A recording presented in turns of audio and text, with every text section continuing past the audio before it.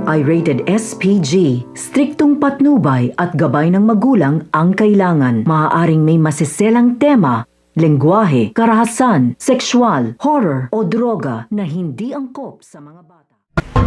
Tinawagan nga nito ni Olga itong si Balatukan upang magkita nga sila sa isang restaurant. Dito nga pinakita ni Balatukan ang pagpapahirap nga nila dito nga kay Tanggol. At sinabi nga ito ni Olga na mukhang kinikiliti nga lang nila ito nga si Tanggol. At hindi naman ito pinahihirapan at sinasaktan. Subalit hindi nga inaasahan nga nito ni Olga na nakita nga siya ni Ninoy sa labas. At dito nga pumasok nga siya at nilapitan niya nga ito nga si Olga. Gulat na gulat nga ito nga si Olga at nagpanggap nga kagad siya na hindi niya kilala nga ito at pinadakip niya nga ito sa security guard upang layuan nga siya. Malalaman naman nga ito nila Tinding at Marites, kaya naman kinukutuban nga ito nga si Tinding na mukha nga nagpapanggap lang si Olga na mabait.